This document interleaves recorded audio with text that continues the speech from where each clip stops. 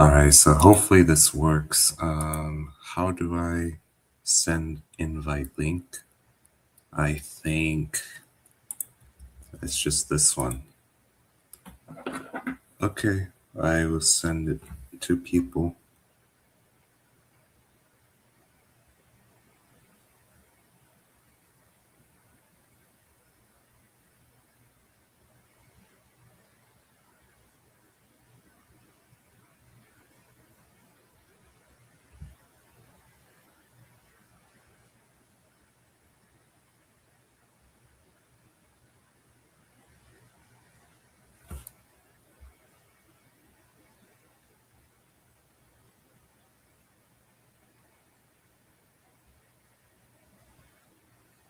Nice.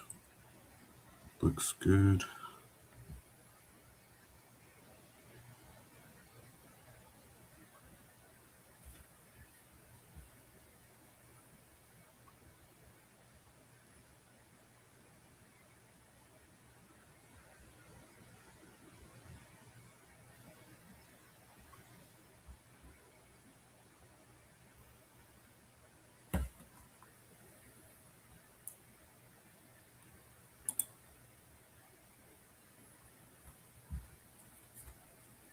Alright, so I don't know if you can hear me, but I think I managed to make progress. I hear you fine. Awesome. It looks like you're sharing a screen, but you're just sharing the StreamYard stream, not like a Leechess or other screen. Right. I was going to talk about the bracket and the games of final match, but I'll just take a few minutes to see if anybody else joins. Yeah, man, unfortunately, the Horde contingency is not professional, like for streaming. I don't have the patience to, I mean, sometimes I do, but like to walk people through or to be forgiving to people that can't set times or keep their word, say they're going to do something and do it. Yeah. I mentioned too, I mean, people don't know because they're distant, but like paid chess tournaments, interviews are part of the contract. You get fined if you don't do the interview. I didn't know that, but it makes sense. I mean, there's been a few cases like that, but I mean, like the big tournaments where you get paid to show up to play, that's mandatory. Right. Oh, Kiwi joined. That's awesome.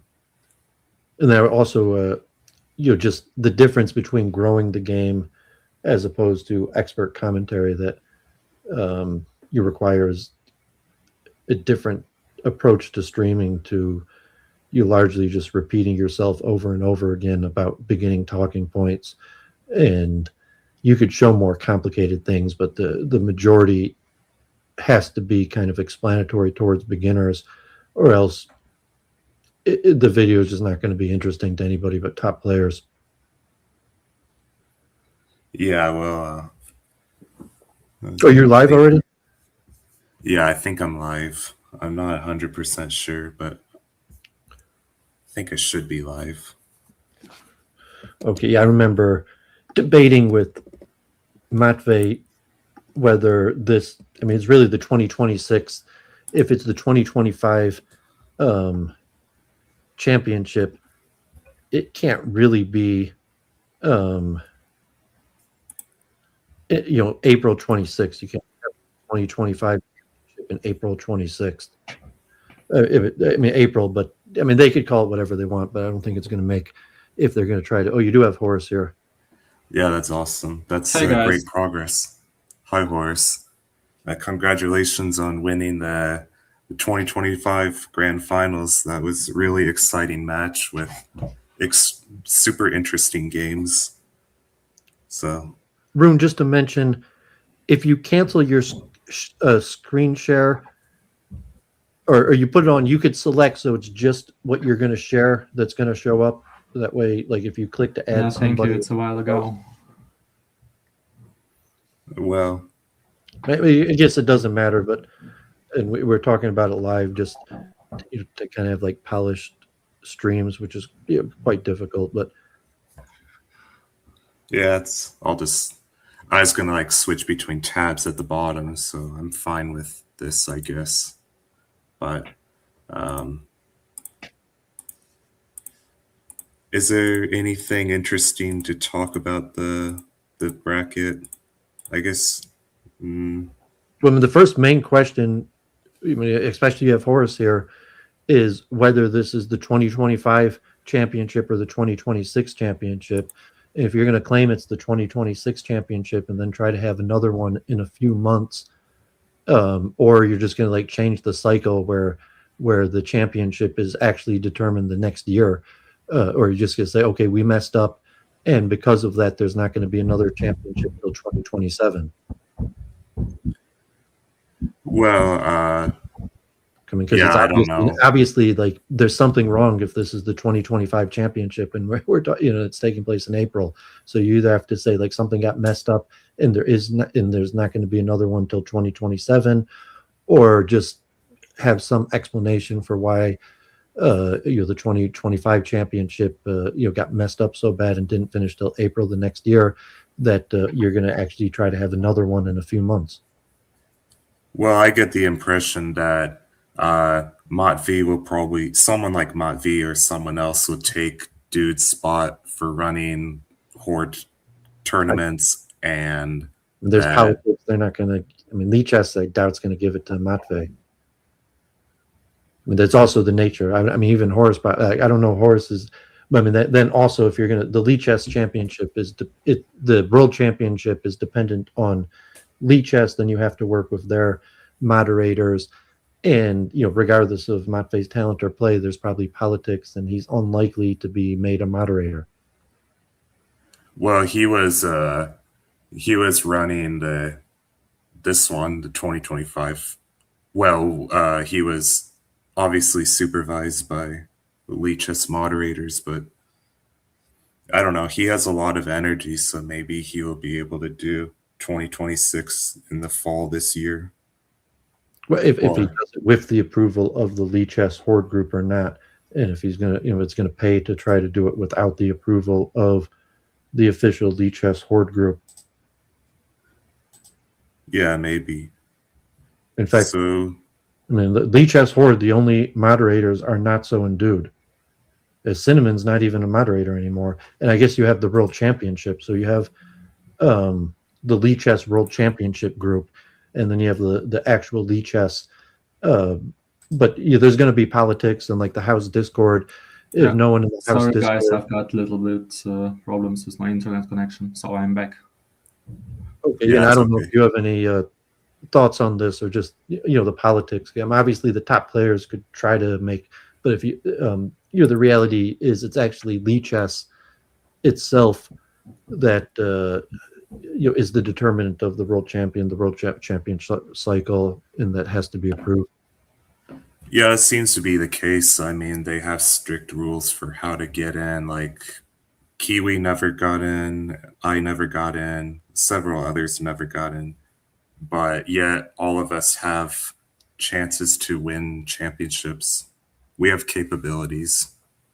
But and also they have a political slant where they'll censor top players based on their politics or their moderation rules. And I'm pretty sure Matvey has historically been chat banned quite a few times, and they might just be like, okay, whatever you were chat banned in the past, you're never going to be a moderator.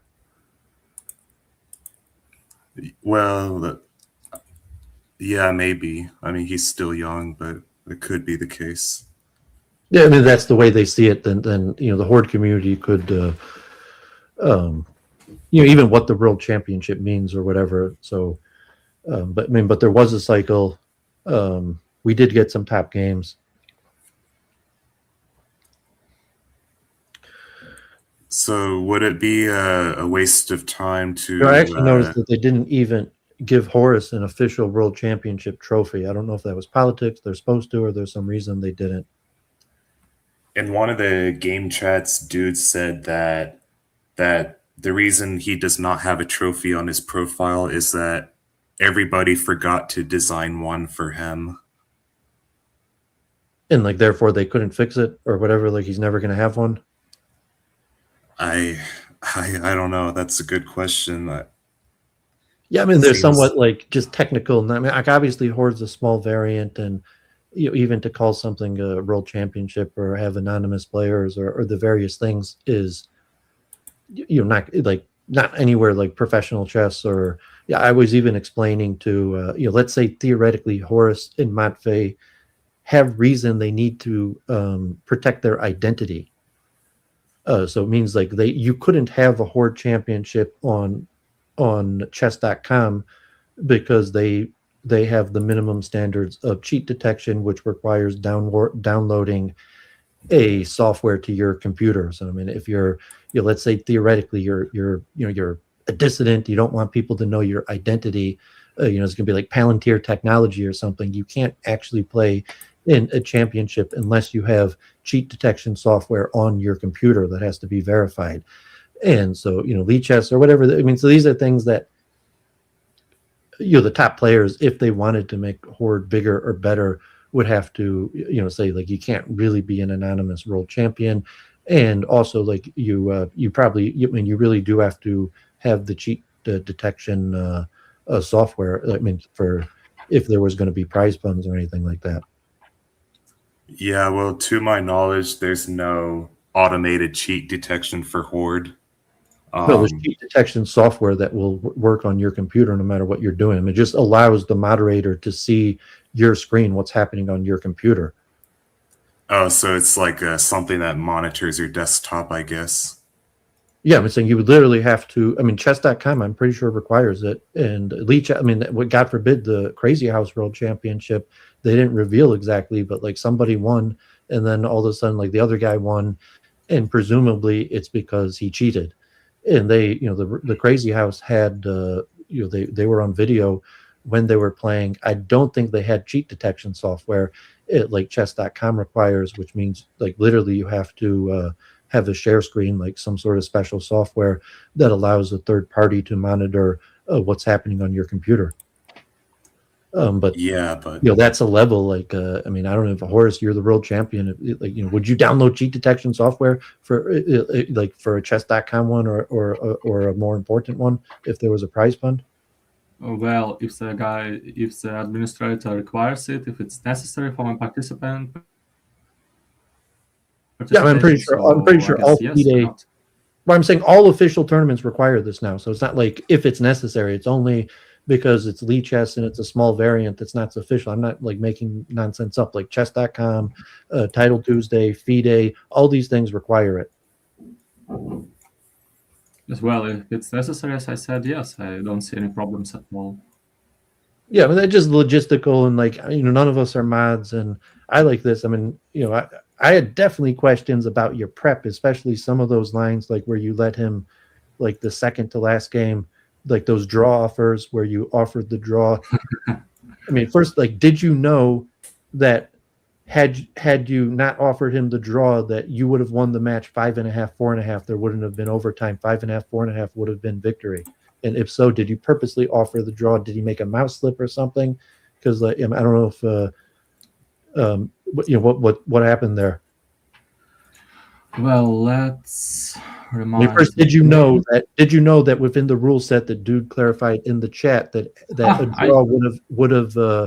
a draw would have been victory 5.5, 4.5. Well, first of all, I think because Hot Conem on this move he blundered. I think it was obviously a blunder, and after that he didn't move for 1 minute or 1.5 minutes, and I got an idea that he has just disconnected. I mean, so it was like a mercy draw that, I mean, you saw you would have won the championship. I mean, it was 4.5 because you had to draw the second game. So that it was just pure mercy that you were like, okay, let's make this interesting. You didn't want to win like that. So you offered him a draw, even though you knew that you could have claimed the championship right there. Well, I think if I should become a second time a champion, world champion, I want to do it not because of his internet issues or because of his misclicks. I think it's just not sporty. Well, I mean, that's a dispute like Magnus. I mean, obviously, someone could argue that you violated the rules by you're not allowed to offer a mercy draw. That's like Magnus when he offered the draw the last round. He actually suffered a lot of criticism and said that was not sportsmanlike to offer a draw. Well, critic, it's. I don't know if you remember what I'm talking about, where Magnus, it was Envy or whatever, the last game of the Speed, where he offered that draw instead of playing it out, where he suffered quite a bit of criticism. Critic is everywhere, and everyone will critic you, and it doesn't matter what you do. And finally, all decisions you make, it should be honest, only up to you. And at this moment, at this match, it's the 10th game. Well, as I said, first of all, it was a misclick, and secondly, he didn't move for 1 minute. Okay. And I mean, if you want to go through all the games one by one, and I was like, was that second tiebreaker game where you let him get the queen? And I noticed after going over the game that black is actually better the whole time. Was Yes, that prep? If you show me this game, I at this moment. There's only one game where white got a queen and still lost. The game where this position. Was this prep? Yeah, I know. At this moment, I remembered this line because 1 or 2 years ago I was watching. Most probably it was King of Horde or Golden Horde or some of these nicknames, and he had the same situation, and it was really exciting for me with 2 queens on the board. I checked the analysis after this game, and the evaluation was like -3 for black, and the main idea for black was to trap this queen, and it was in all ways it was possible. And ironically, you messed this up, and then it was the opposite. He could have done a perpetual check, which I think would have won him the championship, but he didn't do the perpetual check and ended up losing. Well, I didn't see any 3 checks, so right here he has a perpetual check. Well, he can go here though, but it's risky. And if I defend with queen, just back, okay. Yeah, I mean, so either he didn't see it, but I mean, I think according to the rules, just like the last time, he would have won the match if it was a draw and perpetual check. Yeah, and obviously the computer, like the knight move was a mistake. You didn't have to allow the perpetual check. Was bishop d7 a mouse slip? Like, did you want bishop c8 maybe? Yeah, now I see that bishop c8 was really correct and winning for me, obviously.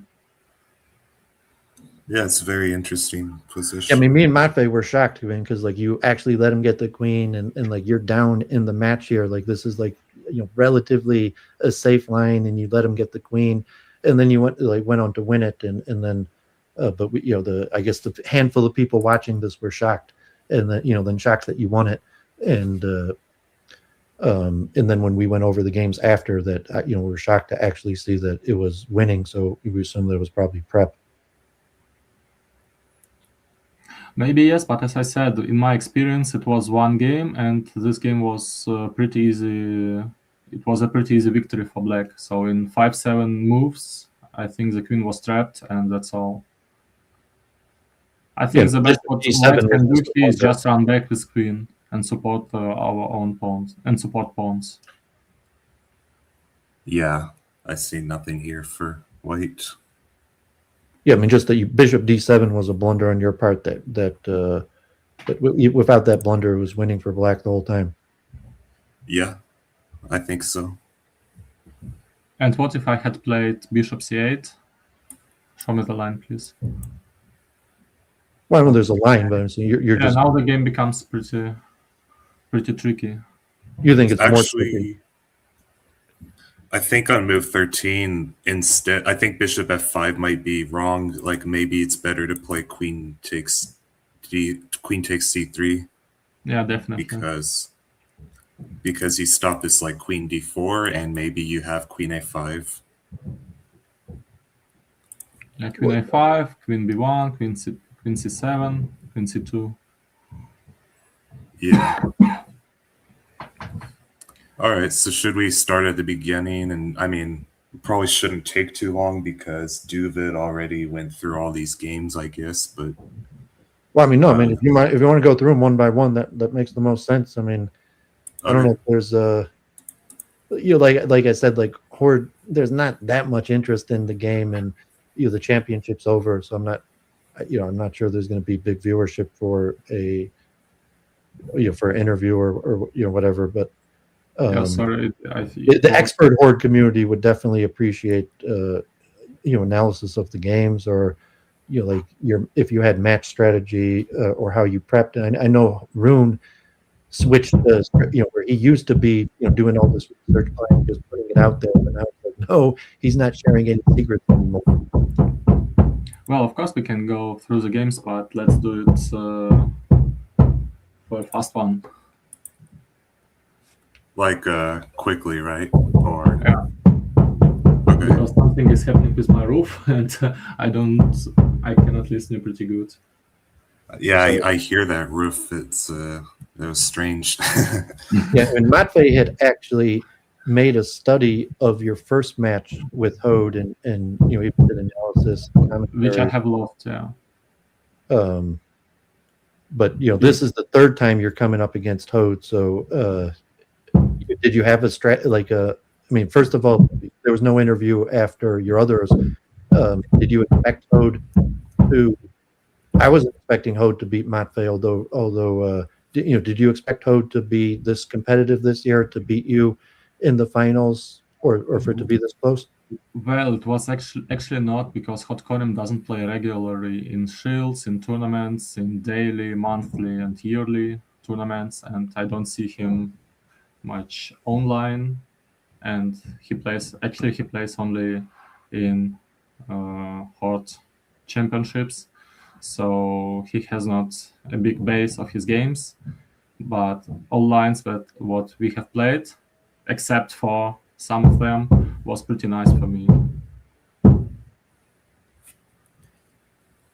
So I guess you were white in this game, the first game, and I expected D5, but you actually went for F6.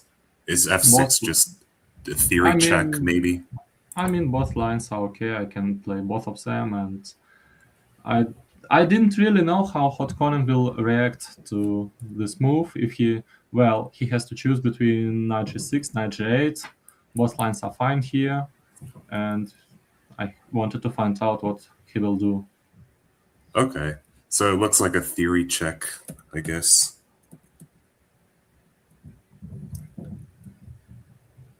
Now in my notes, I actually wrote that A6 seems better. Well, I don't know how to show why it's better, but the general idea is to... General idea is to control C6 square here, and don't Yes. allow black pieces to infiltrate. Yeah, now Right. I had possibility to open my diagonal for my bishop. Yeah, right. Now after all trades, I got some space and I could infiltrate. But white still have a lot of pawns, and I have to be careful here. Yeah, so this is just a sideline. It's not the game itself, but a sideline, and I think it's okay for white. Maybe black can force a win. I don't know, but it's I dangerous don't for think black. so, but it's playable. It's still playable.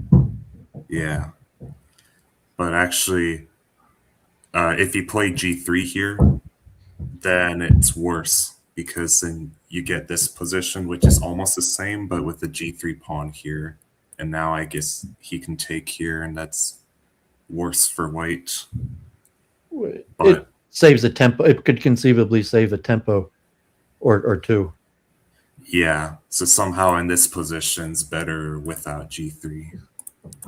That's my conclusion. I could be wrong. Well, because Horde is almost always played quickly, as opposed to if you had classical Horde, where you could actually calculate 15, 20 moves. So if you're looking at the breakthrough and you were going to sit and think for like half an hour, should you go for it, should it not? And you would actually try to calculate 10, 15 pawn moves and the queen going behind all the pawns. But I mean, because Horde's always played quickly, I doubt players actually ever do that kind of calculation. Well, this is a kind of position you'd prepare at home. Well, no, I mean, if you were playing a 2-hour Horde game in a tournament, you could probably think through the difference of G3 or not. Oh, yeah, for sure.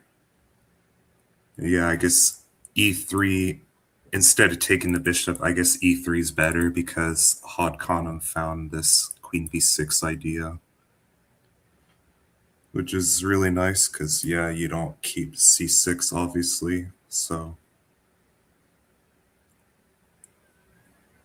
and now it looks like a clean win for black, I guess. So I guess we can move on to the next game. Well, I mean, if you're thinking match strategy, I don't know if the current consensus now is that black should be winning. And then, if you're coming in with white, presuming that if proper prep, that he knows the line that is going into, you're going to lose no matter what. So your strategy is to find a hole in their prep or test them, or if you're not in agreement anymore that with proper play, black is going to be winning. Yeah, I think most top players think that black forces a win in the start position. So, I mean, part of it's like finding a hole in the opening knowledge. Part of it's like choosing an opening that just keeps the game running for a long time with complicated ideas. But yeah, sometimes you just try openings to test your opponent's knowledge, and Well, then I don't know, that gives Horace, you an but idea. are you in agreement, Horace, that you think theoretically black is winning Horde? Or you're not sure if black is? I mean, I know in Crazy House, Well, I would think think Schach Trainer has proved it that black is victory color. Even if Schach Trainer can beat Variance Bot in most of all lines with his Rook Shuffle, it's obviously it's proved. yeah. And so then your match strategy is going to have to take that into account with what white openings you play based on your perceived, as opposed to having really good lines for white. You say, well, are no really good lines for white, so it's more psychological, finding holes in your opponent's knowledge so that you could win with white. Yes, I said Hot Column is not the opponent or enemy, which with him I don't have so much experience. For example, with Matvey, it's for me much easier to play because we have played like 500 or 600 games versus each other, and I know some of his weaknesses and holes in his knowledge. But it's not the case with Hot Column, so I had uh, to find some ways for me where I can feel myself comfortable with white pieces. Yeah, okay, that makes sense. I mean, I'm not convinced that the Rook Shuffle is a win for black, but I understand why people think it is. I mean, you mentioned Schach Trainer. Yeah, that makes sense. Like, Not even because So him. that you could beat the computer with the Rook Shuffle with black, that would presumably show that if a man could beat the highest level of the computer with black every time, that it's winning. But it'd be more than just him showing that the Rook Shuffle. You really have to have a game theory approach to prove that black is winning. Would not be a question of top players. It'd be a question of game theory and mathematics or logical. But presumably not just the Rook Shuffle is winning. Basically, all lines are winning for black with best play. Well, even it's not about even rook shuffle. There are a lot right. of possibilities to build a castle, and just shuffle and to wait until white pieces have to sacrifice to go through, and finally black becomes winning position. Yeah, absolutely. I think black is winning, but not because of the Rook Shuffle. I think there's other openings I'm more worried about as white. Well, okay, let's come back to our second game. Mm-hmm. So you have black in this game, I guess. And Yep. I've seen you play in the past, I've seen you play FE6 and D6. I was wondering, do you think it's better or worse than what you did in this game with this? Boss lines. Well, actually, if I would play my typical regular game, I would play just d takes e6 and continue my game. Okay. And then I guess you play bishop takes c4 no matter what, no matter white's move in this position.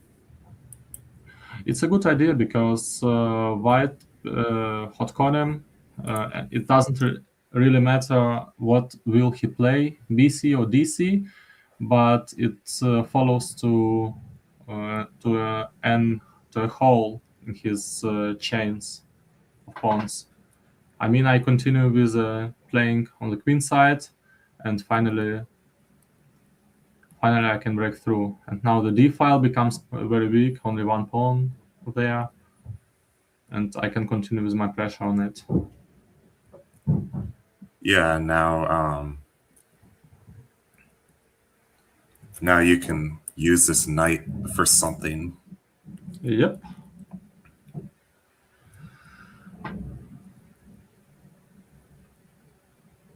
So c4 is just, he wants f4. Okay.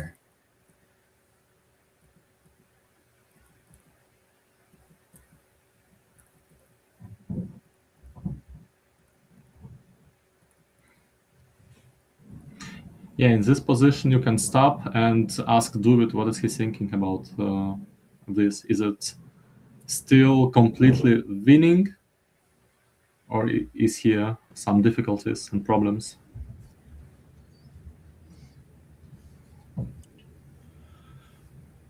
I'm still thinking about it. What would you say, David? I think when I commented, this was slightly better for black. I didn't say like straight winning. And even Matvey in the commentary forgot about the en passant rule, because obviously you're not going to be able to break through right away because you can't do en passant after a3. But I think I still thought it was a slight advantage to black. I'm not sure if it was straight winning. And ironically, Matvey in the commentary forgot about the no en passant from the first rank. Yeah, well, as you see, the pawn on b3, it's the most dangerous problem for white, because you have to choose between between queen's infiltration or between promotion. Some of this variant will work.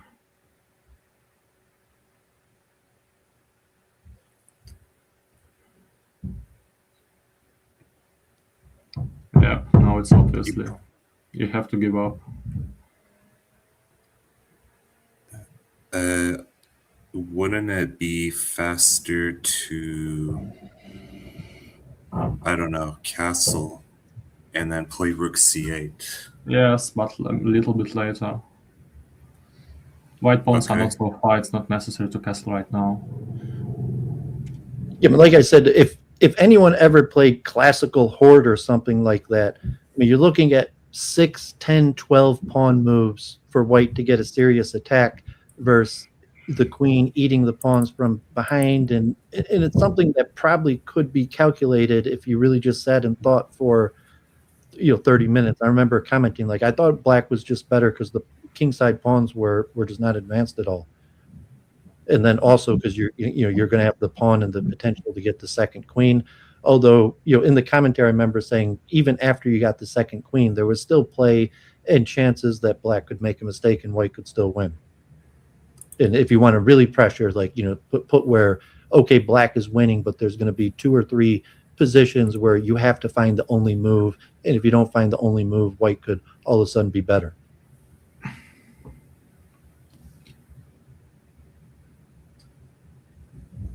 I mean, I think it's winning for white, even though computer says negative 3.5. I think white is winning.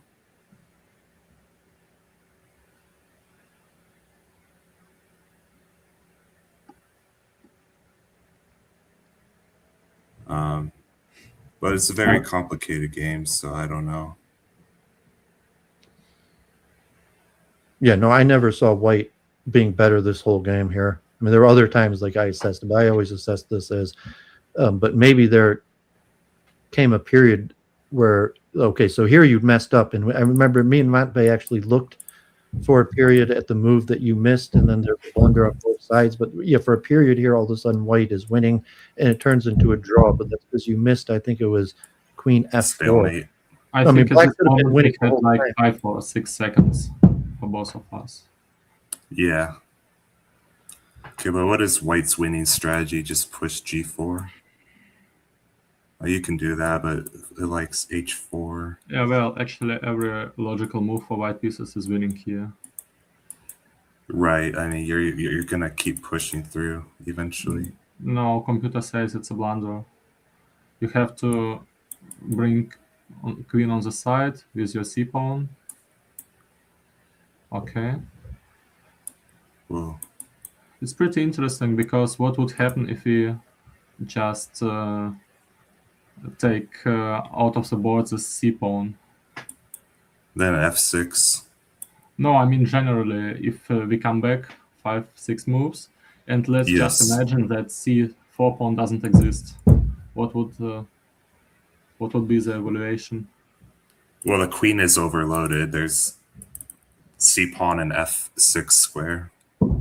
Yeah, the c4 pawn is really important. Yeah. Okay, interesting. So c5 was a blunder, but you both of you had time trouble, so you miss queen h2, I guess. And then but this is actually complicated though. No, I mean, it's not. Is it that complicated? I mean, it's just the king's going to go to. Oh yeah, it is complicated. Yeah, I don't know. I guess there will be queen e6, so or not. No, Nope. I don't know what I'm talking about. Yeah. I'm asking myself, where should I keep the black's queen to save control on f8 square? Yeah, but there's not an intuitive answer. That's why, the way that it's played with just a 2-second increment, you can't expect somebody to calculate it because a real calculation might take Yeah. 5-10 minutes here. Yeah. Yeah. You know where to calculate it. E6 was surprising, but makes sense after. I mean, it Of shows the course. possibility of classical Horde. That if people were that into Horde, that classical Horde would be a much higher level.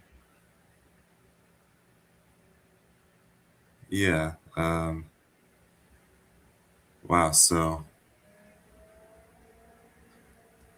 I'm kind of surprised that this was like drawn like 5-6 moves before the stalemate occurred. And if you strategically messed up that, like, there was a period where it should have been a relatively easier win for black earlier. Yeah. Okay. I guess we can move on unless you have anything. Yeah, at some of moments I thought that I have to find somewhere to draw, and it would be the best decision for me. Okay. So next game, you're playing white and you win. So Yeah, classical line. right. Oh, so did you prepare taking with a D pawn? It's one of possible lines. Yes, I know them all. Even Okay. 2-3 years ago, when Reichelt was active, we played like hundreds games in this line with him. Oh yeah, with BC5, I guess. By the way, I'm asking myself, where is he now? Why is he not playing anymore? Reichelt. Well, he is a student of Waterloo University, so maybe he graduated in a hard major and he's focused on that. I don't know. Okay. I mean, it was my assessment that I said about Mindhunter that even if Mindhunter, was the GOAT and would have easily beat you at his top, he'd have to be in practice and you would probably beat him easily, just like Cinnamon was able to beat Mindhunter when he didn't take him seriously and didn't prep for it. So when you're at that level of top level play, you really have to put hours every week, like multiple time, or you get worse. So either you play a lot or your play gets worse, and then it's like you don't want to play because like then you're losing to everybody you used to beat. So often people just don't play at all. Well, if you mean this match when Mindhunter won 12-2 or 10 to I mean, 2 in versus sentiment, I'm just saying that even if Mindhunter is considered the GOAT, at his best, he was better than you are now as the world champion. I still think that you would beat him unless he put a lot of work into it. Like, he's not just like he was the GOAT and now he would beat everybody forever. You have to put a lot of work into it. So if Ray Holt hasn't played for a while, he hasn't put any work into it, like he'll go down to 25, 2,400, and eventually like like a lot of people are just going to beat him. And that's why people just stop playing, because they don't have the time to put the work into it, and it's too much of a hit to the ego to lose to all these people. Yeah, maybe you're right. I mean, that's common for all versions of chess. I mean, like across the board, like child champions. If you look at me, you're young, but I look into the champions when I was young, and the majority of them quit playing chess and haven't played since they were kids, because you don't want to come back and play and be worse than you used to. Yeah, sure, but for example, if you look on Mindhunter, he's not playing so much time, and he's online like 1 to 3 hours per day in his best case, but he's still really powerful. He's really strong, and his strategies are really awesome. I mean, I don't know. You're saying recently. I don't know if he's played at all in years, but I mean, if you consider him He's the still GOAT, playing. if Yeah, you he's consider playing him as the GOAT, Kutlug. at Kutlug his really best, bad. he was better than you are now. But I mean, right now, like even if you could beat him head by head, you could assess like he's got to put some work into it to get back to the level of the current top players. Yeah, I mean, he plays almost every day, but like casually. Mindhunter plays as like IS-0 and then Boss Kurt and Kutlan or Kutlag. Okay, so this is nice. I like this idea for white. I mean, once you can get this in, it just looks almost winning for white.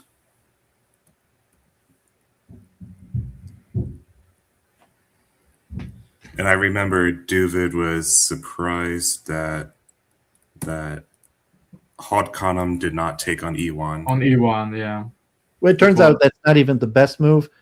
I mean, to me, it just obviously you take on E1, thin out the E file, but I mean, what he did was definitely not the right move. And relatively, I think Black was better till Queen takes C2. Like for white, you have good play, you're in good circumstance for white, but like this is his error here. I'm pretty sure Queen takes. Yes, C2. before he took on C2, I was calculating what should I do after Queen takes C1. What would be my strategy? But at this moment, I was surprised. Yeah, then I think it turns out that actually the best move was taking on B2. The B2, really? Really? No way. Interesting. Oh, because you want to take on F6 at some point. Yeah, I mean, just the intuitive, obvious move was taking on E1. I mean, I could understand why taking on B2 is better than taking on E1 when the computer says so. Taking on C2, why he did it, but I'm just making objectively, like Black was probably even here after this move.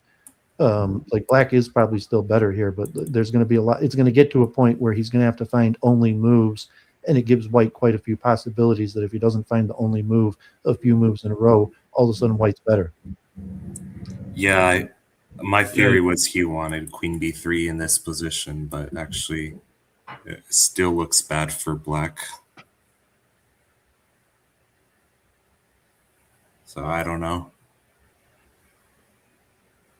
I have a line for Queen E1, and I think it's a draw, honestly. So I'll just run through it.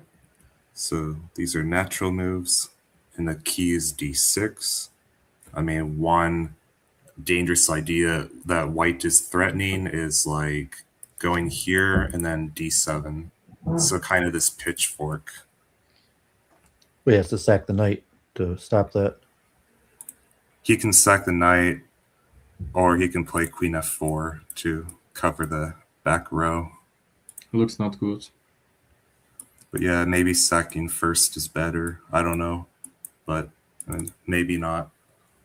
I would just assume with best play, all of these lines are going to be winning for Black, because that's my perception of the game. But for practical chances, even World Championship play, often these are more difficult to to play for black and white?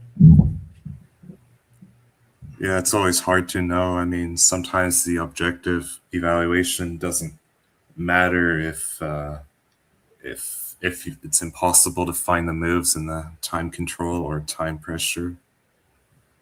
Because sometimes it uses like really unnatural moves that don't exist in any similar position. But this is the line I have. I couldn't find a win for either side. You know, all these moves, what are you showing here? They are so computer moves. Yes. You have to be so careful for both colors. It looks more like two engines are playing. Well, that's Yeah, the point I I keep on agree. making, that humans might play, if it was classical Horde, like you might find these moves and play the computer moves. Just it's because you don't have time to calculate in speed Horde. But like Horde is relatively simple, and in classical Horde, your players could probably calculate this out. Maybe. I guess it would have to be tested, but I mean, I obviously, could see that. you two are from the top people to test it if anyone was interested. But as of now, I don't even know anyone's seriously tried classical Horde, or even like Crazy House, where they have slower time control, like 5 with a 5-second increment. And to me, it wouldn't just be interesting, to sit there and try to calculate out 20 pawn moves deep.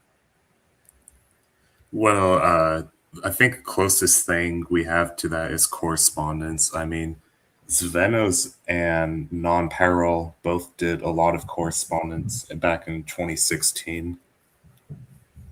And to this day, Svenos and Non-Peril are probably the two most important players in the game until Mindhunter. I think those are the three most important players in the game. I would say, opposite. I mean, Svenos is obviously the most important. Mindhunter is not really that important besides being the champion. In terms of like advancing theory, it's like Svenos and there's not a close second. I mean, you might even be second. And just like Mindhunter was the champion, I might put that like obviously Alan Turing did way more for the game of chess than any top chess player, or that perspective. But in terms of advancing theory, most of the original lines, the original strategy was all figured out by Svenos, maybe like Non-Pearl, or however level that Mindhunter, besides being the best for a period of time, it's unclear he actually advanced the game that much. Well, he did. A lot of theory comes from him. A lot of kind of concrete, hard-hitting theory.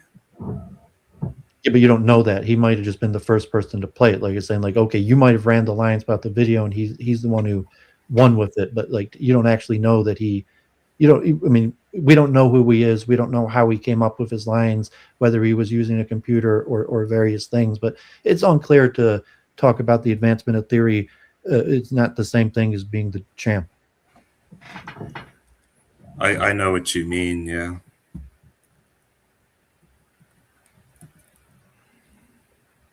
So here it just looks like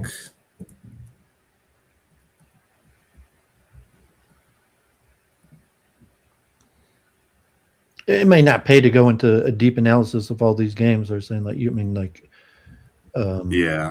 I was more interested in just your prep, like the games and explanation of like, did you prepare that line or your match strategy? I mean, obviously anybody at any time could spend hours and hours analyzing lines or variations. Okay, I agree. I think I should actually speed up. Yeah, and if you have Horace here, the main question for Horace was what you were thinking at the time or about your prep. Well, I think first 5 or 6 games, I became an idea that I should be better prepared because I was losing 4-2 or 3-1 maybe, and I wasn't really good prepared for him. Well, I mean, you had already lost the first match, so you're saying you weren't prepared the first match that you lost, or saying the second match you weren't even sure. The second match, I was feeling myself that I was really fine with my openings. That Horde will not react on them. but somehow he was prepared. Somehow he found moves which were correct and winnable. Was, I mean, you just So- think he got lucky the match he beat you and you didn't have to do special prep, or you saw that like somehow he beat you and completely changed around your prep and strategy for the second match? Because if you compare our two matches, my first match, which I have lost to Hot Conan, I actually played. Hi, Hot Conan. Hello. Hello. So we were talking about my preparation to our first match, which I have lost, and to our second match, that my openings were a little different, better, especially with when I played, for example, Bishop c4 for black pieces with sacrificing. So Hot Conan does not speak English, so I was wondering if Horace, if you could speak to him in Russian and then give a brief English translation. Of course I can, but all our viewers will not understand anything, I guess. Okay. Well, we don't really have any viewers, so I was saying what will happen is this video will stay, and like people who want to know about Horde will search it up and look at it at a later time. So if you just want to make a statement or something that anyone who cares about this will be able to see, in the future that searches it up, because it's not like there's really no one watching live. That's nice, because I would ask some questions to Hot Conan. Of course, I don't mind. I mean, this on I mean, even on my channel, I had offered to just let you guys speak in Russian.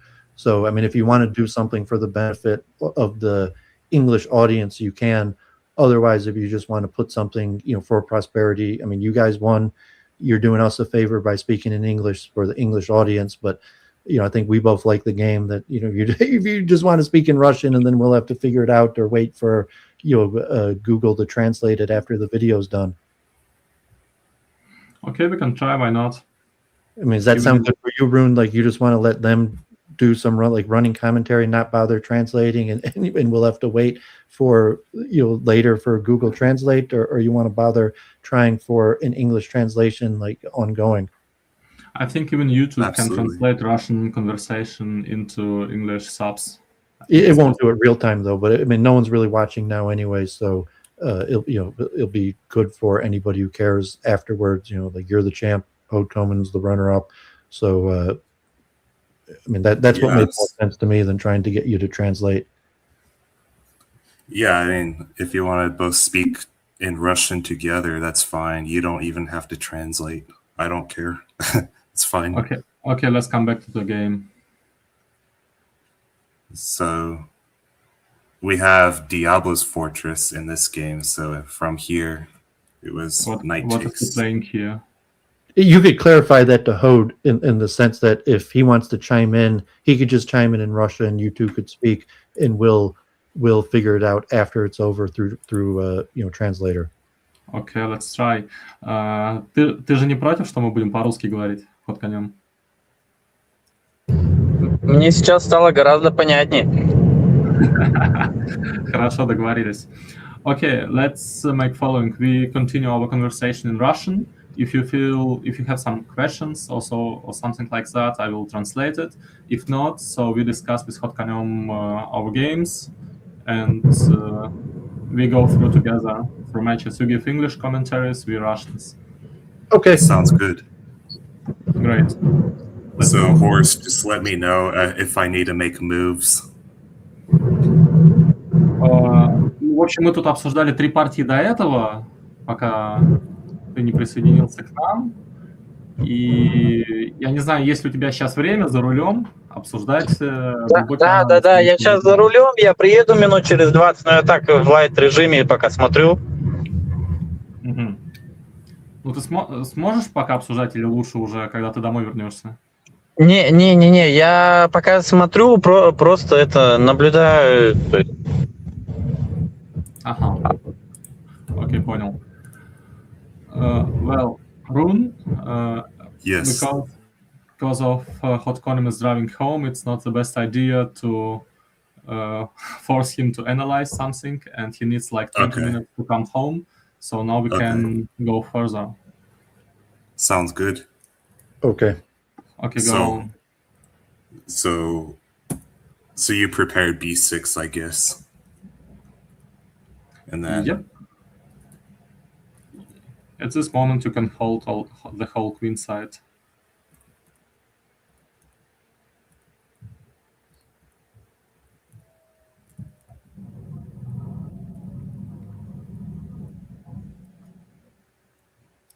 so is rook h5 better than knight f6, knight h5?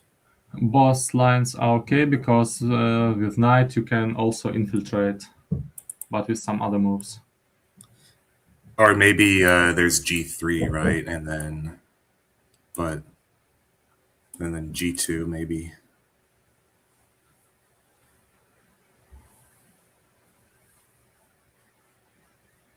Hard to say because white pieces dropped pawn for nothing, and now black can bring back the knight, and the h rook is still active on the h file. So infiltration is still possible, but white are playing without one pawn. Well, I think this is good for white though, but because if you play rook h5 first, then you can never play g3. So I think this allows g3, g2. Okay, I wasn't sure. Maybe rook h5 is the best, but I was curious.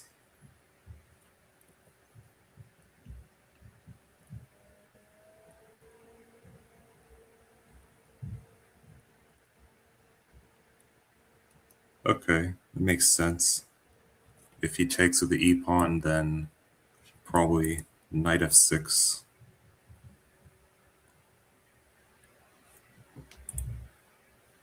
And so gf5.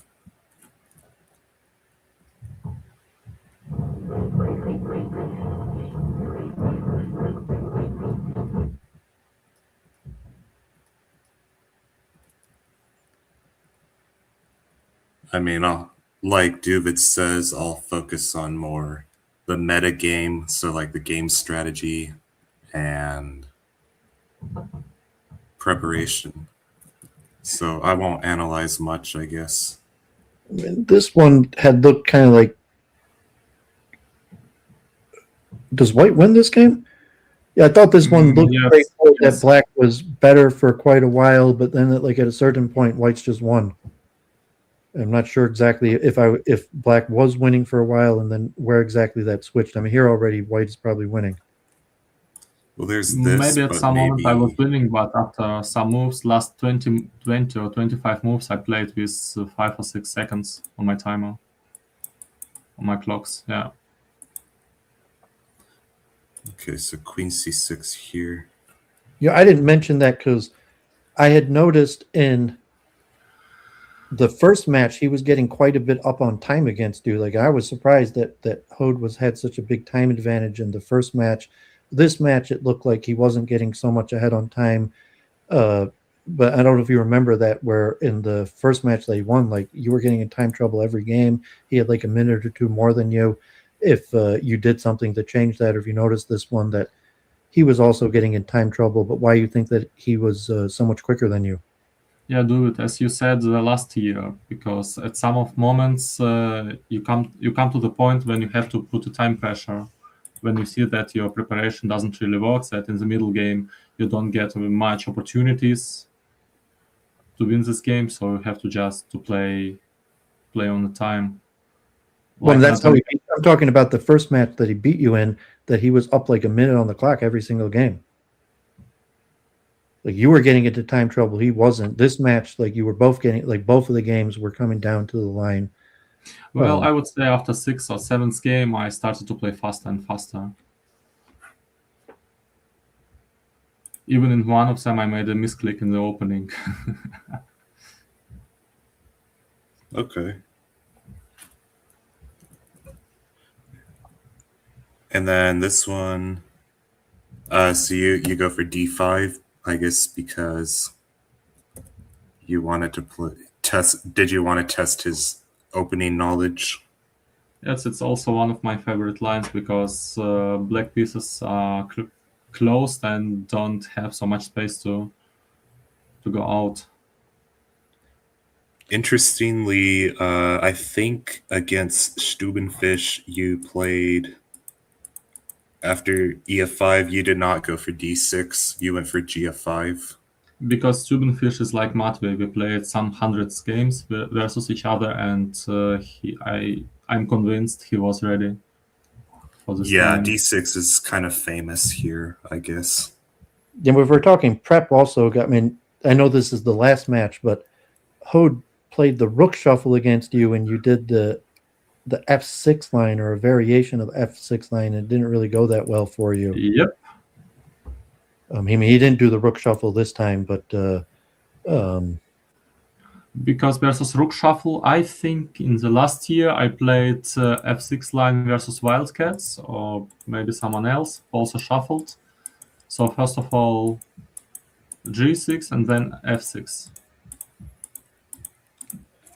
yeah, Yep. I don't know if did you lose both of those games with White, One of games I won, I think. or If one you of mean them? last Like even year. if you won, like you shouldn't have won. But I mean, I thought that this line was really just not that good. I mean, I know mine, or if that was some sort of strategy that why you chose this line.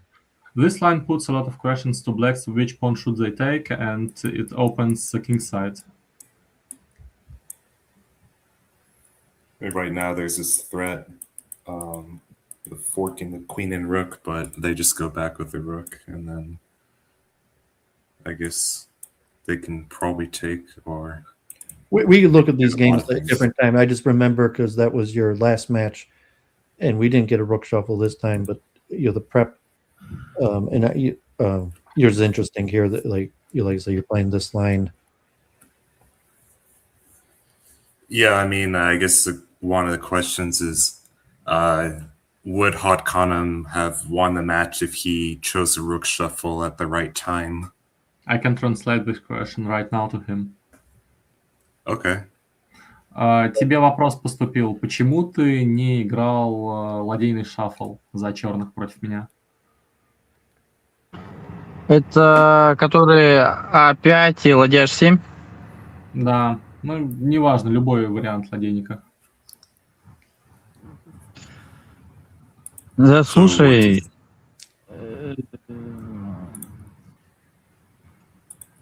почему не играл? Ну, мне казалось, идти надо в открытый, чтобы выиграть. Так проще было, как по мне. Mhm. Well, Hotconem is saying that he was under opinion that most comfortable game for him would be an opened game. Okay. Where in his opening he can use all his stuff. Oh, I see. Okay. I had noticed. I'd put it in the terms that he wanted to be flexible. He wanted his openings to be flexible. Yeah, I mean, for example, because Hotconim was leading for 2 or 3-1, and when it was equal for 4-5-5, it was the best way for him to still win this match to play the rook shuffle. I don't know if Hode's seeing on the screen because I remember Matvey in the commentary. You just thought that he would play Queen A6. Would go back 3 move. He thought go forward 2 that he could have brought the rook to C4. He could bring the queen right here. He could bring the queen back to A6, rook C4, and to A5 and break through. That's what Matvey in the commentary thought Hode would do, but he didn't. He went for a different line. So, like, Yeah. yeah. I mean, that's what Matvey. I mean, Matvey thought that this was just winning for black, and obviously he won anyways without doing this, and he was certain that's what Hode was going to do, but he didn't. He went for something else. Maybe there's like B4 and B5, but I'm not sure. Maybe this is bad. It's nothing. Yeah, I mean, Matfei Okay. thought that this was just winning. I'm not sure if you thought he was going to do this. I mean, what he did won anyways. Yeah, Yeah. it's. I Well, actually, mean, it looks pretty simple, pretty naturalistic for black. It's pretty simple game. Queen back, yeah, rook forward, and just infiltrate. yeah. I think like everything looks good for black here, though. Like putting a bind on c4 looks really good. If Can I ask if you're this? rook shuffle, Can I ask the same question to Conan? Why he didn't play in this way? If he's why there, why he's he did looking, or if you not? want to wait, he might not see the screen to know what we're talking about. Слушай, ты сейчас видишь скрин? Да. Тут интересный вопрос. Почему ты не стал играть ладья c5? Ну, то есть самая простая идея — ферзь a6, ладья c5, ладья a5, и самый простой вариант просто внедрения ферзем, и у тебя очень простая, очень эффективная игра за черных. Я без понятия, надо вспомнить. А как я сыграл? Ты стал, ну, вместо ладьи ты активизировал слона и начал делать все то же самое, но с помощью слона, что заняло достаточно больше темпа. Мгм. Я уже не помню. Oh, maybe if rook c5, there might be this move a4 because rook a5 has b3. So what? Oh no, sorry. So take, and still infiltrated. Yeah, I'm wrong. Did Hode answer, or he just said he didn't see it? He said that he is out of his memory this match, and he has to watch over this game to answer my question why he didn't play with queen and his rook. Yeah, I mean, it was Matfei in the commentary that, I mean, Matfei saw it instantly, and you know, it suggested that he thought that, and then was surprised that he didn't play that. Yes, Matvey has absolutely right. I think everyone would play the system that Matvey said and we say here. But it's winning either way. Like, I mean, he doesn't even need to forcefully. Yes, of course it's winning, but it's more, I would say more difficult. Straightforward. I mean, just the most typical. I mean, I think what happens is you stick with the first pleasant idea that you see, and I think creating a bind on c4 is one of the pleasant ideas because you get like a good version of a rook shuffle position. Yeah, I guess among top players, the retreat, I mean, if it was a quick game and he missed, what he probably would have missed is the retreat of the queen to a6, because that often top players miss retreating moves. At this moment, when Conan played pawn f6, I got memories from Mindhunter, because we have played like 20-30 games where he had the same black chains. I mean, e7 f6, g7 h6 on black squares. Yes. I had some ideas how to play in these lines. Okay. See. Yeah, I don't know if it was genius, but the coming up, the rook takes on e6. It's kind of like game over. I remember looking at this like, oh, maybe white has some counterplay, but after rook takes e6, it just looks like GG. Yeah. Yep, it's done. I don't think there's any way to avoid that. I mean, It happened quick enough that I don't think me and Matvey saw rook x e6 coming, but after it was like, oh, that's over. Yeah, it's pretty clear. And then he, even has time to just bring the queen to the king side. Yeah, nothing here. Okay, so the next game.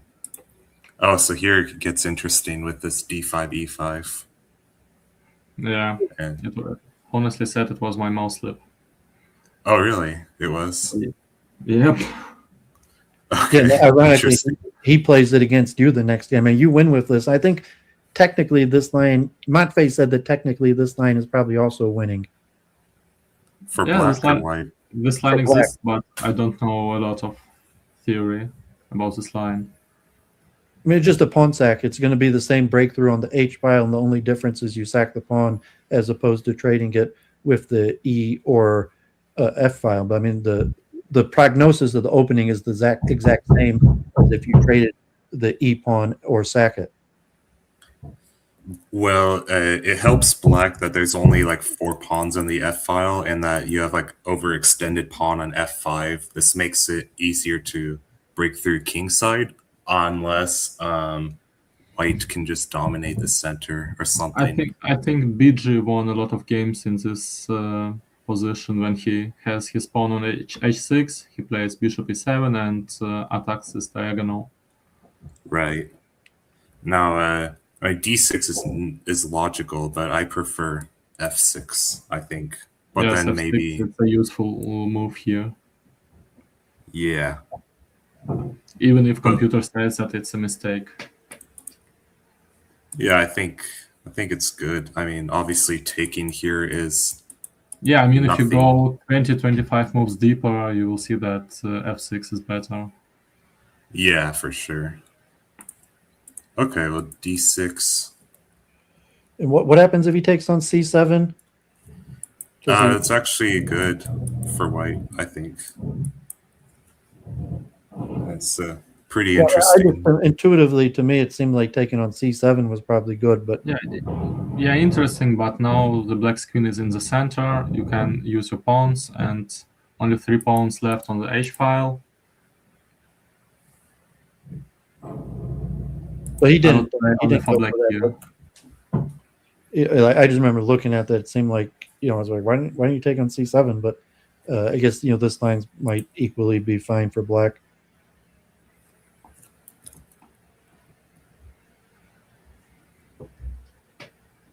Okay.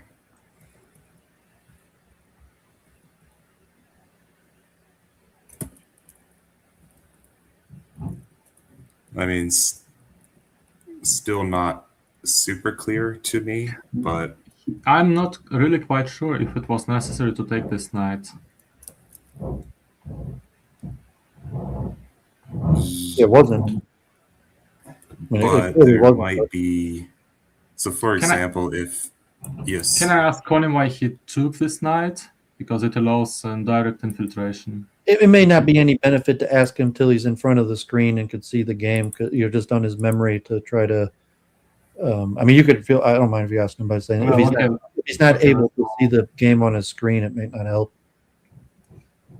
Okay, just let's imagine if white would play here. I don't know. Some D4. D4 is most logical here. Yeah, but I think. Yeah, I mean, of course, you lose these 2 pawns. Go back, maybe Queen H4.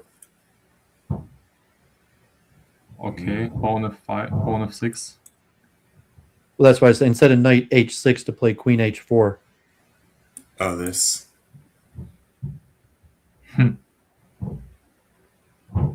That's an interesting move. I mean, you could maybe play E4, but I mean, it looks better than Knight H6. I mean, presumably you're going to take on H1. I mean, you don't have to, I guess, but Actually, yeah, I don't know. It's complicated. I mean, Queen H5 is probably definitely better than Knight H6. Okay, well, so Knight H6, F6. Yeah, this is not so clear, I guess. It's kind of messy. Probably better for white. Yeah, but I mean, Knight H6 is just a bad move. Or is that what the computer recommending? It's my move, and it's also computer's move. The computer doesn't like Queen H5? I mean, I think it thinks it's okay.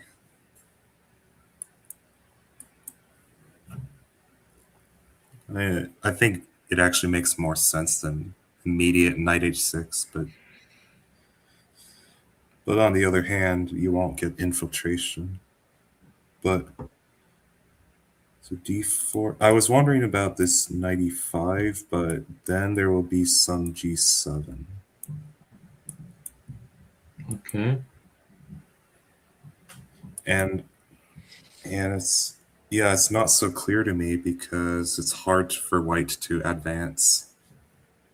I mean, for example, D3 leaks this diagonal at some point, which is probably why it's G4 really is- difficult here to find good moves for white because too much holes.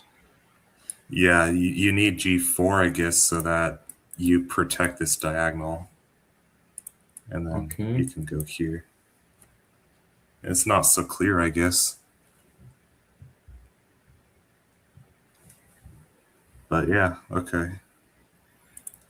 Maybe, I don't know why Hotcon didn't take unless he was afraid of d4 95, queen e4 or something. Well, he just, I mean, white has quite a bit of play here because his G pawns are, like the queen side's completely locked, and he still is going to be able to hold on to king side pawns that. But yeah, I mean, I think it just turns out to black easily winning. But he might have thought that he had more compensation with the advanced king side, protected advanced king side pawns. Right. Well, okay, Yes. let's go on. Yes. Yeah, but now black is just able to collect everything.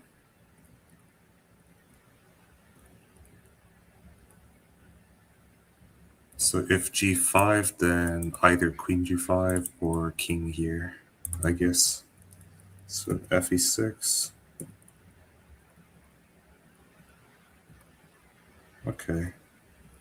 Now it looks clean.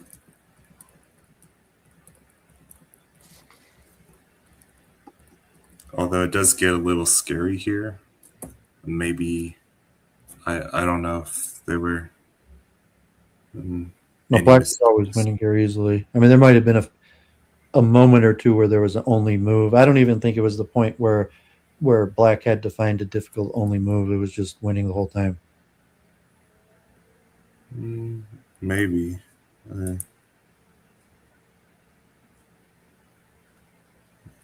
Okay.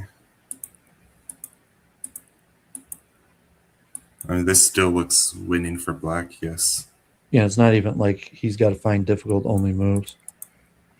Yeah, that's pretty clear. Yeah. Okay. Okay, next game. And now I guess Hodkanam liked this idea, or he wanted to see how to play against it.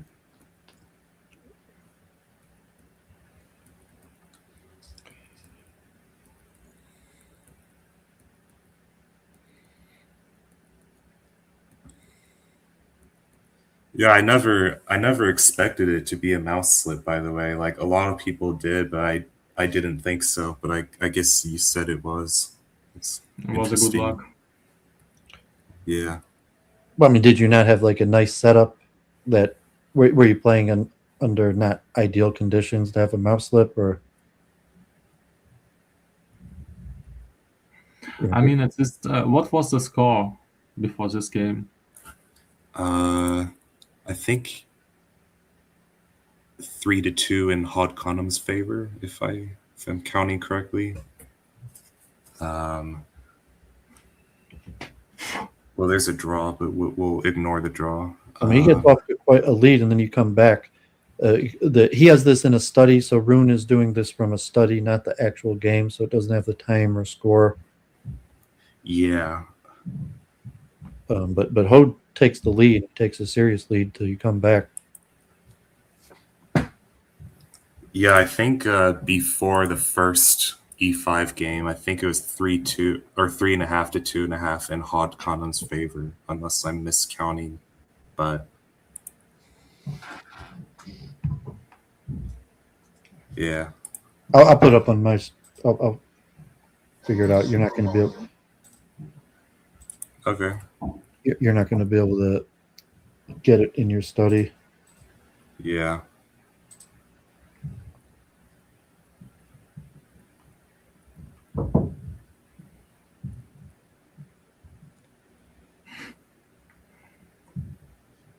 And yeah, I'm You know, surprised you resigned. like from the TikTok. At this moment, he knew he fucked up.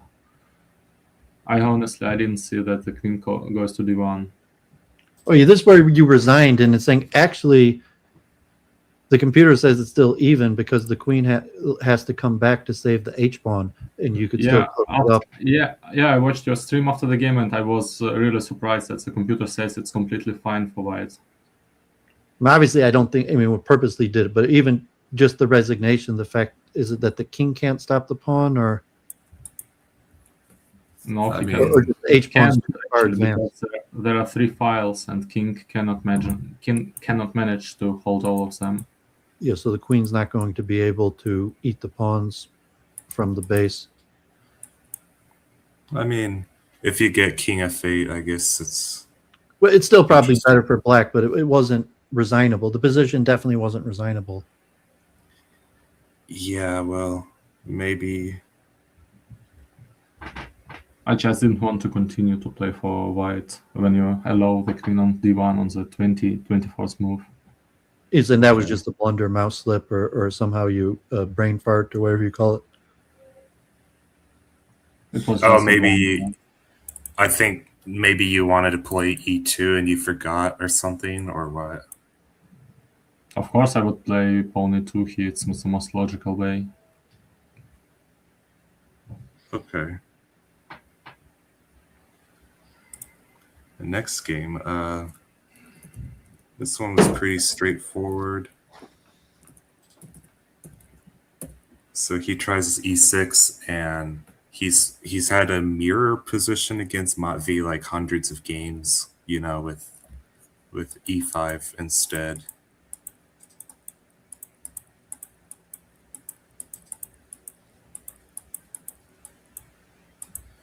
Yeah, Hodkonen and Matvey used to play this position like every single game.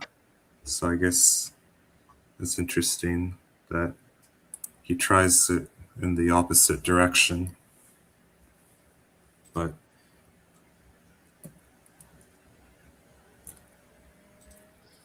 really,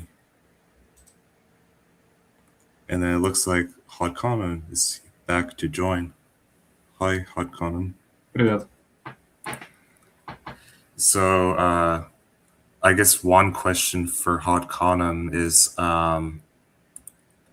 did he play this position because of his games with Matvey after d6? Sorry, can you repeat your question, please? I translated him. So does he play e6 because he played d6 against Matvey in hundreds of games? Так, вопрос тебе. Ты здесь сыграл d6 только потому, ну, исходя из опыта игр с Матвеем? Или в чем была идея этого хода?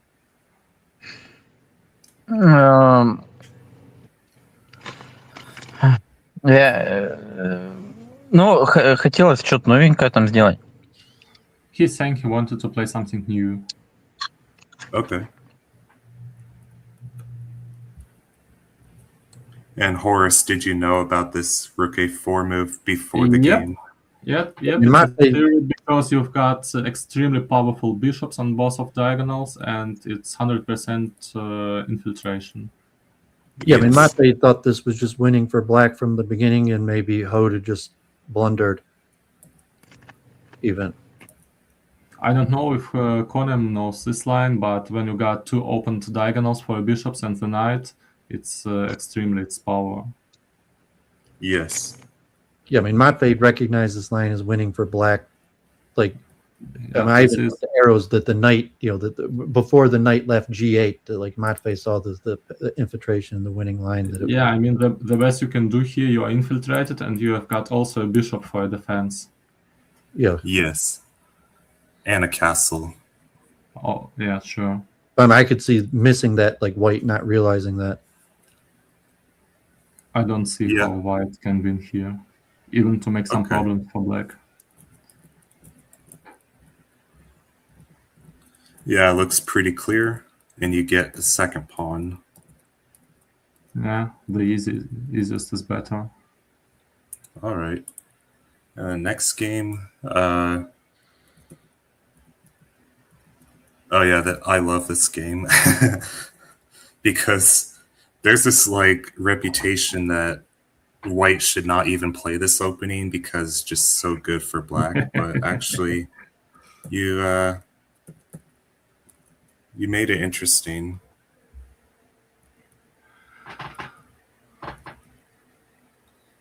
Yeah, so he wants to go knight g5.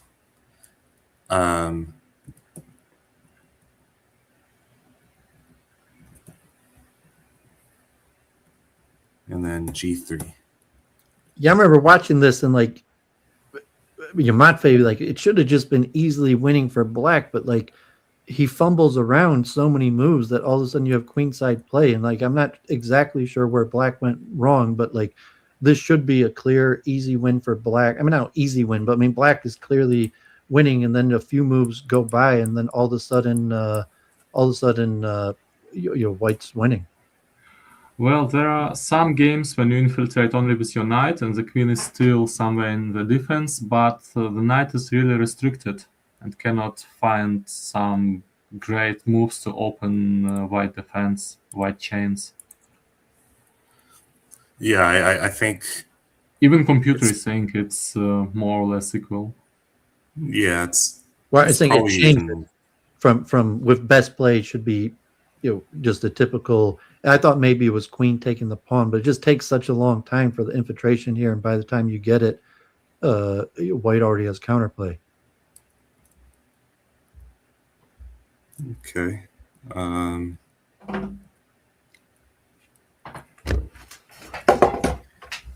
And yeah, queen a7 is logical, but maybe f5 is necessary. I don't know, because I mean, this is unclear, I guess, but at least you get through this way. So Am I wrong that white wins this game? I white think I won won the this game. I had Yes. this game. Yeah, I mean somewhere like it has to go wrong because like I mean it should be. It's I mean, at this point, white should be winning. So Yeah, I mean here is like definitely no longer black's game. yeah. This H pawn's really important, I guess. Yes, it's only way which leads to the victory. That's very nice. Good job. I love this moment when I wasn't forced to take the knight Yeah, earlier. that's awesome. You mean like well, probably here, right? Yep. I remember in the commentary, guys say, I mean, there's two heuristics that I say, like, I mean, neither of them necessarily accurate. I mean, one is the Cinnamon original. You want the breakthrough in 20 moves, that if you get the breakthrough within 20 moves, black is probably winning after 20 moves. And the other one is like when you have a chance to do the breakthrough, it's almost always better just to do it. Like sometimes you try to make other moves or position yourself better, but like generally just go for the breakthrough. Positioning your pieces or whatever is more often than not bad, and that's what happens in this game. It just like the breakthrough takes forever, and then it's no longer winning. Well, it's Yeah. not everywhere so simple because even in the rook shuffle you cannot infiltrate at all, but you are still winning for black. Well, I just meant the general heuristic of the 20 move. I mean, I don't mean that it's the only way to win, but that if the breakthrough happens in 20 moves, more often than not, black is winning after 20 moves, more often than not than white. And if you don't know what to do, should you just break through right away or try to position your pieces a little bit? You're probably not just more than half, probably like 3 out of 4, 4 out of 5, maybe 9 out of 10. It's always just do the breakthrough right away. Okay, let's go. To the next game. Okay. So this one looks like This is the game Mindhunter when I got a opening. draw. Now I have to ask Hot Conem, did he disconnect or not? Yeah, we'll see.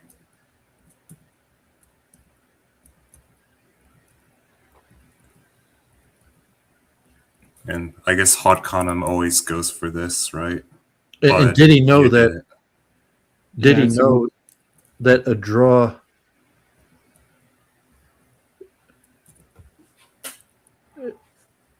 Слушай, пролей, пожалуйста, свет на то, что здесь произошло после хода b5. b5, b6.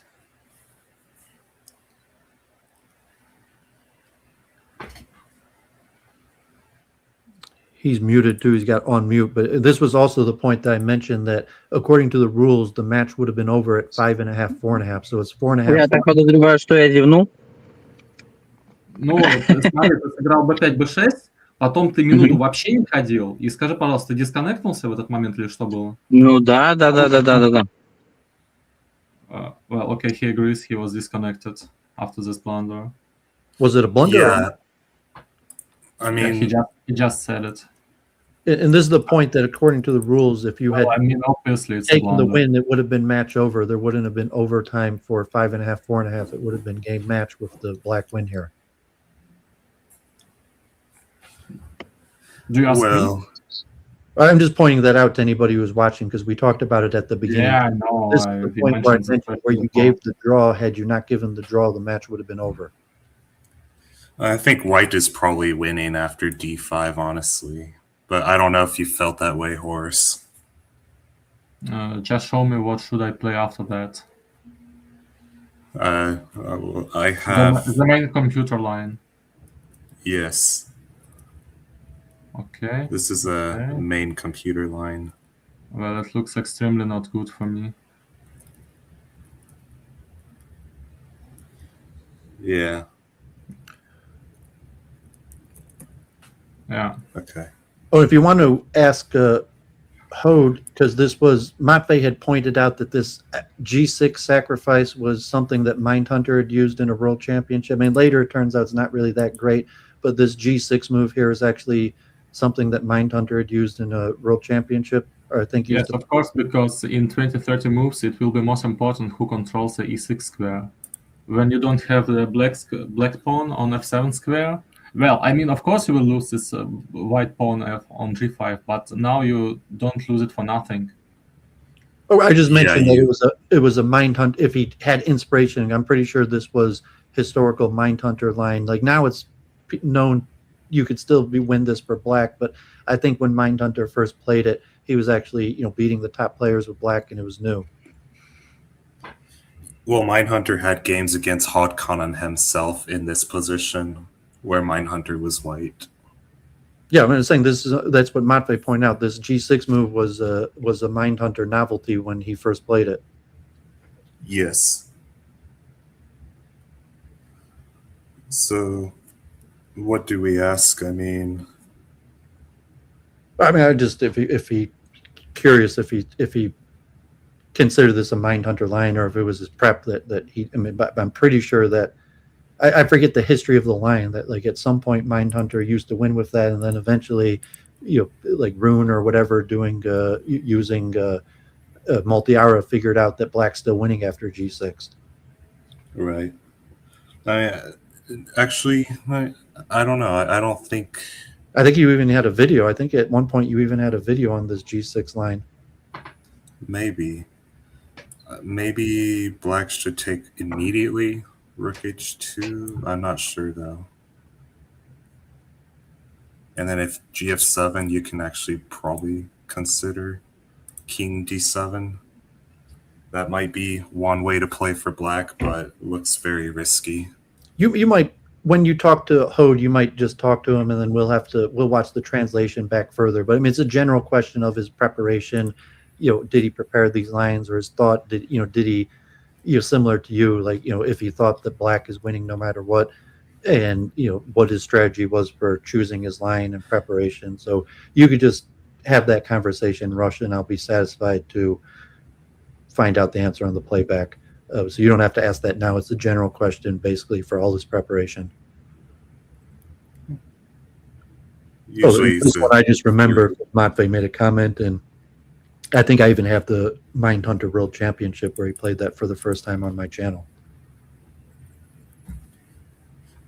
Generally, when people play like old openings, it's to check the theoretical knowledge of their opponent, I guess. But okay, should we move on or? Well, now we're in overtime, so I mean, it might just get the it might just pay to have if it's just a question on the game, and then to let Horace and Hode go through all the games or whatever in Russian, and then we'll just do the playback.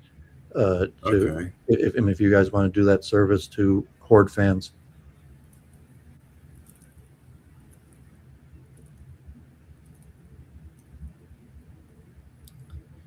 Okay, so if the knight were on b8, then this would be bad for white. Like for example, let's just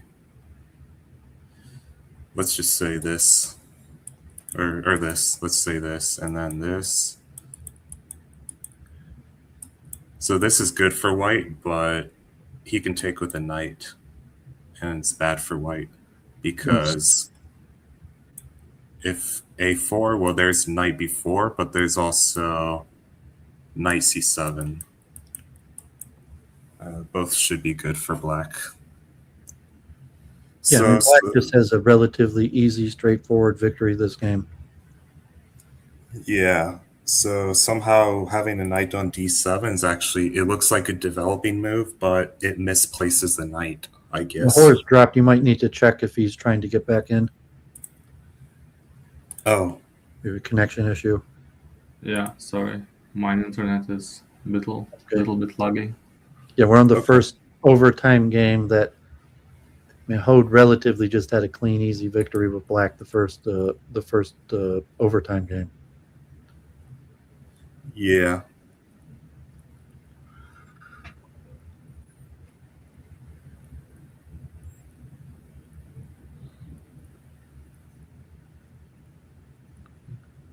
Looks reasonable.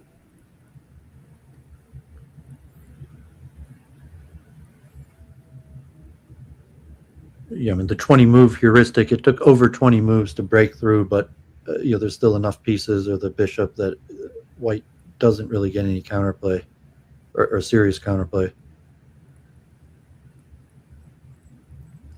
Yeah, I mean, okay, e7, but although there's a period, I mean, like Horde sacks his queen even. I mean, it's forced if he doesn't find the queen sack. And I think there's even a blunder here. There's actually a period where white could have got ahead. Or no, not this one. This one was clean black the whole time. But this one maybe. Or no, I think black was winning the whole time. But after the queen sack, it's just over. Yeah, after queen sack, it's very clean. I was really excited when Horde found this queen sacrificing, because he had like 10 or 12 seconds for this move in the game. Yeah. I mean, it's untypical, and not everyone would be ready to drop the queen in this endgame. Yeah. I mean, the next game, I think, is the most pivotal highlight of the match. Promotion, you mean, yeah. I mean, this is the highlight of the match, the second overtime game. Obviously, Hode's ahead 1, and a draw or anything, he wins, and you have this crazy line where you let him get the queen. And so when we get to it, maybe you should ask Hode if he saw the perpetual check, had he known if he'd taken the perpetual check, or if he had any idea of this line, if he knew this line was better for black. I can ask 2 questions which you asked right now. I mean, one, this point, whether the perpetual check, and what it just what he had any clue about this line, or he was just in shock that you let him get the queen. Слушай, скажи, пожалуйста, 2 вопроса по этой партии задают. Первый — это видел ли ты такого рода партии, потому что они игрались до этого, и был ли ты примерно готов к идее двойного превращения ферзя, и видел ли ты просто троекратный шах, который досрочно бы завершал матч?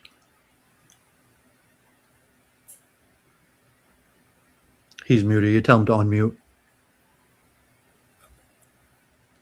Horace, you tell him to unmute. You can't. Horde is... Выключи кнопочку мьюта, пожалуйста. Мы тебя не слышим. Точно, да, я увидел. Я говорю, что я к партии не был готов. Для меня всегда новинки какие-то, это плохо. Вот, это первое. А второе, вечный шаг, но уже там видно было в партии. А почему ты тогда не брал его? Ну, думал, можно поиграть. В смысле? Это же ключевая игра была. Если бы ты побеждал, ну, если ты ее проигрывал, то матч заканчивался.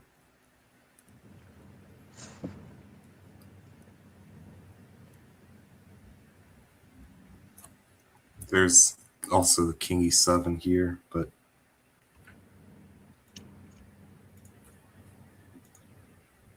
Did you ask him if he knew that a draw would have won the match for him here? He said he wanted to continue the game. So he didn't care that a draw would have won the match. He wanted to. okay.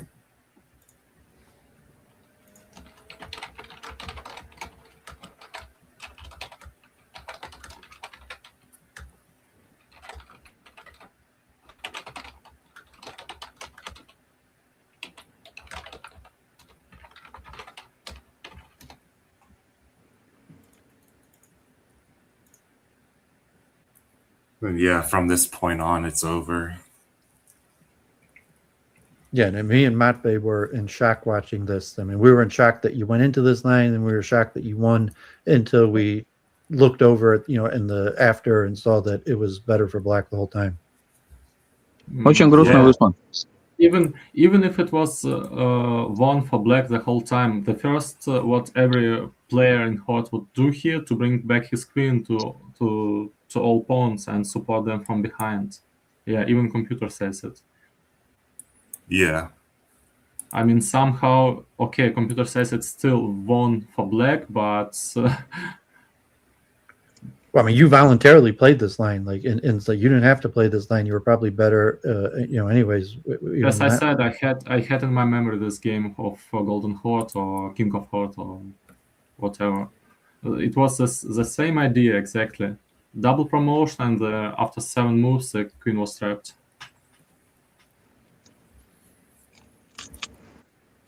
Yeah, and then I think queen c3 is better, but anyway, it's an interesting game. Okay. Yeah, so Hakan's mistake was definitely not pulling the queen back to support pawns is one of the mistakes, I guess, but also not going for perpetual. Okay. And there were 2 more games, but I forgot to put them in my study. Should I look for them, or should we call it off for now? It's up to you. It's not difficult to. Oh, you're not on Lee Chess. These games. I mean, it won't be difficult to find them on Lee Chess, but I mean, it's up to you. Like, relatively, there's not many people watching, so you're just making a record in posterity for people who are searching up, Horde or want to hear the best players. So that's what I would look at this video. Like, you and Hode are just putting because when I made that first video when Cinnamon beat Mindhunter, that has 1,500 views now, but it only had like 200 views when it happened. And many of these videos keep on getting views. Like, I have the World Championship going back 6 years, and all of those still keep on getting views. So, whatever you want to put out just for the Horde community, I assume people will watch, assuming that this channel stays up, people will watch for years. Okay, and I wanted to thank you, a special thank you, Dubit, that you support me with a Patreon. Oh yeah, sure. I donated $2, but yeah, and I thought kind of for the game to make it look more official. To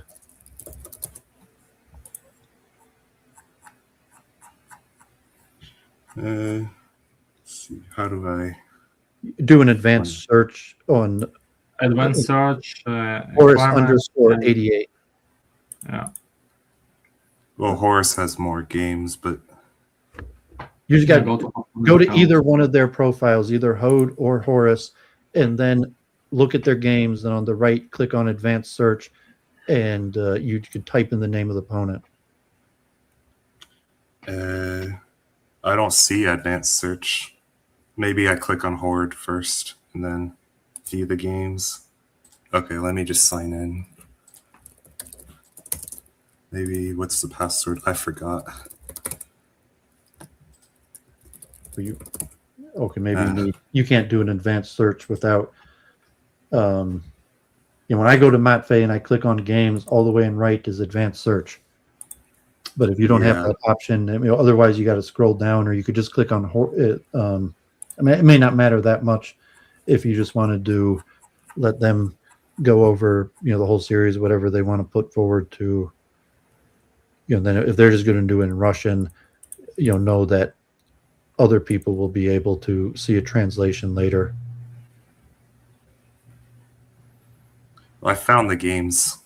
Okay, let's go Looks like- through. Okay.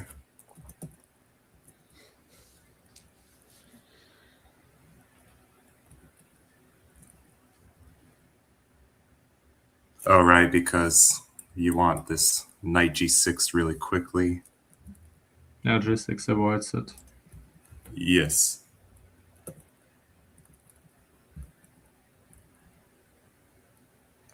It's not so clear. Okay, so do you think it's better to go knight b6 or to take the free pawn on b4?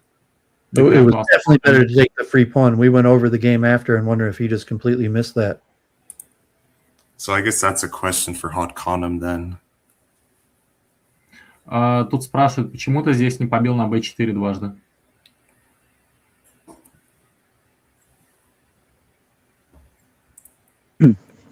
На b4. Я хотел ладьей прорваться. Побыстрее. He's saying his idea was to infiltrate with his rook as fast as possible. Okay. But there's this b3 move, I guess. Yeah, no, I mean, black's still better. I forgot where this goes wrong, but like it starts going, I mean, it starts becoming clear at some point that he's not going to infiltrate on the queen side, and then all of a sudden he's losing. Yeah, and to take on passo. Yep.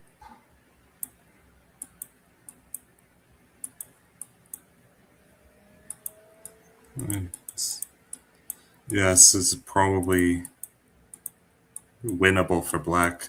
So either way, I mean, I don't know if it's winning, but it's still better than b takes a3. Yeah, at this point he's no longer breaking through. Yeah.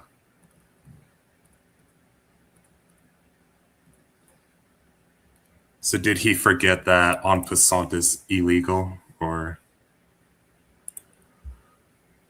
maybe he thought he could get the center, maybe?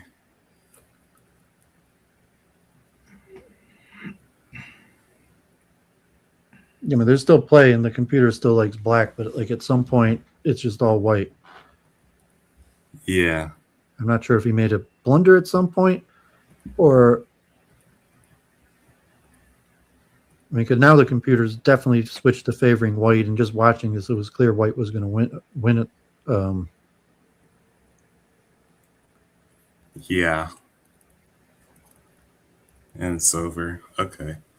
Yeah, I think no, BA3 is a very important mistake, obviously. Where is it? Here. That's the most important mistake, I guess.